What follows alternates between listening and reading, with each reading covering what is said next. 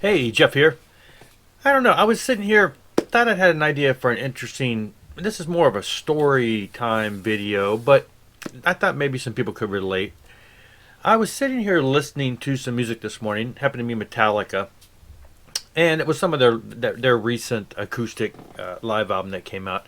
And I was thinking about my history with Metallica in general, and then it kind of dawned on me, and it kind of made me feel weird, odd, nostalgic, old. I don't know.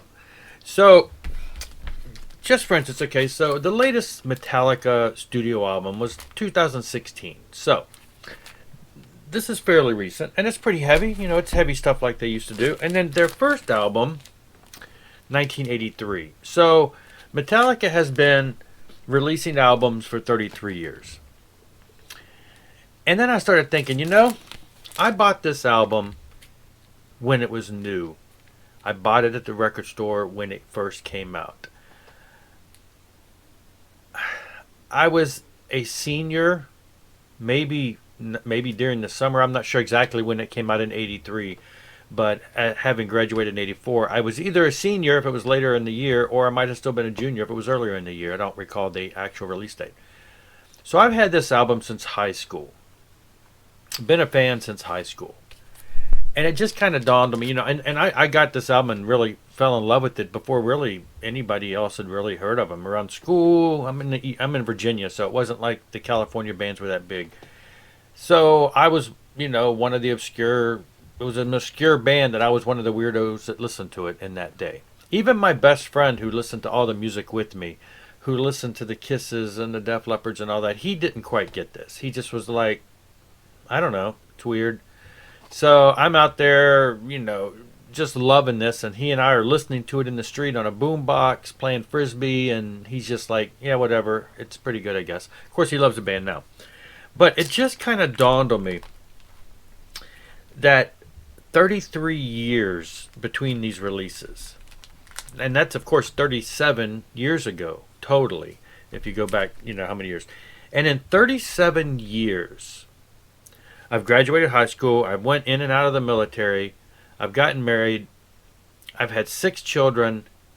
And here I am making YouTube videos, still buying records and music and everything. And what really was striking me as odd is that my oldest son, who's 27 at this point, Metallica is one of his favorite bands. Obviously, I had little to do with that. He does listen to a lot of stuff that I don't. He's into a lot of the heavier stuff. But Metallica, I listen to him playing music, and it's a shuffle of stuff, and it's got 80s stuff in there. I hear all kinds of Wasp and Kiss and all that stuff. But Metallica and Dream Theater are two of his favorite bands, and of course Dream Theater is one of my favorite bands. So it just shows the influence of our children. And then it got me thinking, a while back, a couple videos ago, JC over at Flipside was talking about how his father went with him to I think it was a Pantera concert back in the day. Now, my parents never took me to any kind of concert like that. My parents usually sent me, since I was the youngest of 3 boys, I always had older brothers. So they sent me to concerts with my older brothers. My brother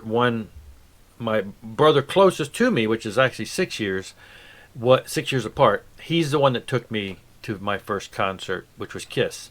I was 13, he was 18. So I guess I was closer to 12. So most of the time when I went to concerts, it was either with my brother, or by the time I was 14 or 15, we could go to concerts by ourselves and our parents would let us go. So I've never been to a concert. The only concert I recall ever going to with my parents is I did go see Rory Clark. I had no clue. I was in their arms. That's about how young I was. I just remember we met him. He signed the back of my hand. I was who knows, 3, 4 years old. My mother was still holding me. And I have been to some concerts with my older son. We saw Kiss together about 8 years ago. We've seen Megadeth together. Now, I went to see Megadeth. He went to see Meshuggah, even though he does like Megadeth. So he was really into the Meshuggah opening band. And we've seen Dream Theater get together. So occasionally we'll pop in, to shows together. But it just made me think of how old I am.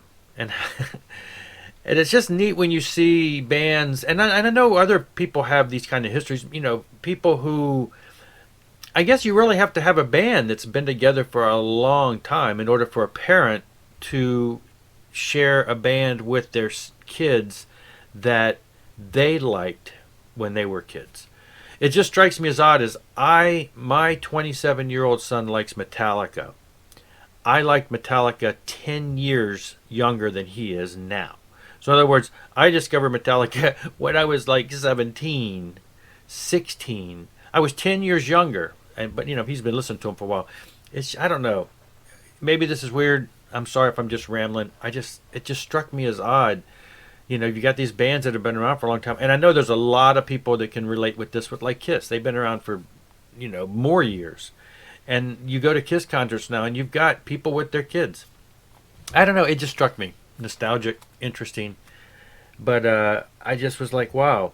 Some of these bands that have been around long term have created lots of connections with the families. Hopefully the parents have shared their love for this music with their kids, and it's just kind of neat. I don't know. Like I say, it just got me thinking. Wow, I was a teenager, and my kids are still listening to them because the band is still around.